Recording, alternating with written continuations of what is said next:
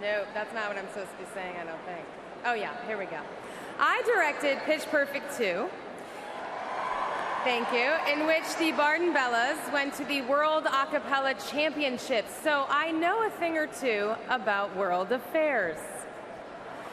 But I still have a long way to go to catch Hillary Clinton. As our Secretary of State, our nation's chief diplomat, she traveled to 112 countries and flew nearly 1 million miles. Why did she take the job? For the fancy title? No. For the nice office? No. For the frequent flyer miles? Probably. She took the job because we needed someone to fight to make America and the world safe. Someone tough and smart to sit on the other side of the table. From Russia, from China, from Canada.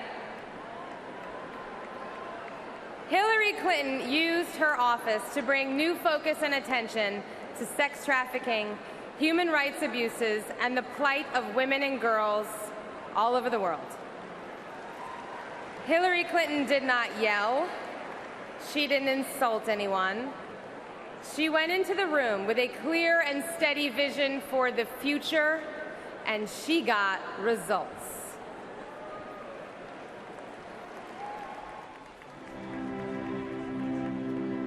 I am proud that she will be our next Secretary of State.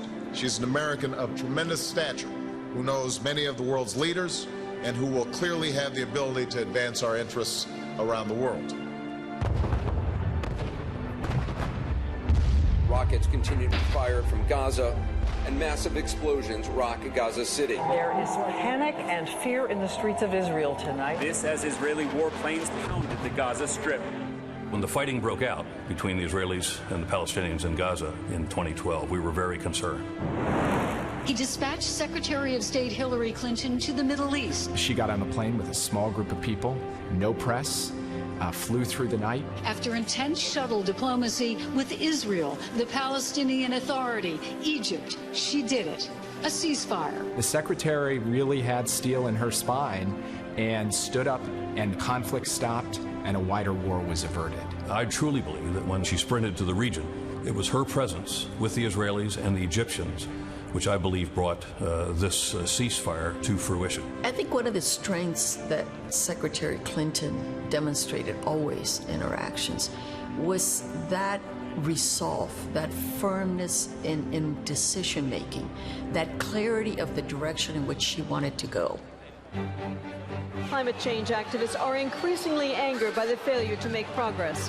It was a conference on the verge of a nervous breakdown. It was a conference in meltdown. Hopes for a global deal to cut greenhouse gas emissions are fading. The Secretary and the President, they knew the only way to break the impasse was to find the actors that they needed to get into a room, particularly the Chinese, and hammer out an agreement. And at this point now, we are deep into the afternoon of the very last day, and we can't find these people. I remember when we go up an escalator, we turn some corners and we find a fairly nondescript room, but you realize you found something big when it's basically surrounded by security. When we actually got there, it was very chaotic. My guys get in just like your guys got in. This is a joint meeting. My guys get in, or we're leaving the meeting. Did the President and the Secretary crash the meeting? Did they push their way in? Yeah, it was the only way to get real progress on climate change. A nuclear bomb. UN atomic inspectors say Iran now has enough enriched uranium to make one.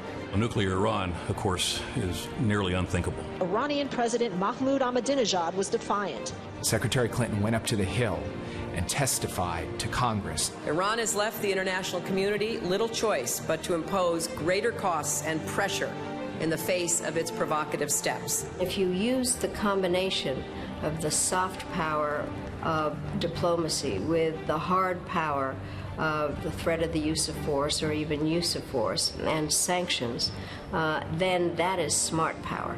But without the international community also having tough sanctions against Iran, there was no chance that Iran would come to the table.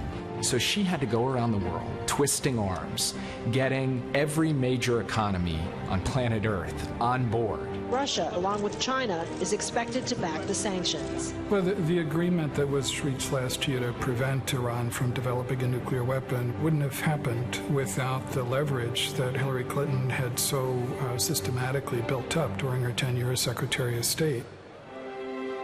I saw Secretary Clinton go to the furthest reaches of the earth to visit the victims of trafficking in persons, and she would circle her arms around them and offer them support and offer them love and compassion. Secretaries of State don't normally do that. We hope to shine the light brightly on the scope and scale of modern slavery, so all governments can see where progress has been made and where more is needed. Secretary Clinton was the first Secretary of State to recognize that human trafficking was happening not just overseas, but also right here at home. And the Secretary herself stood at the podium holding this report, saying this is a very important issue and one that is a priority. Not only is she compassionate, but she's extremely hard and firm when it's time to reach the decision. Hillary Clinton has the experience, has the understanding, most importantly, has the toughness necessary to make the kinds of decisions that this country needs to make if we're going to be a world leader.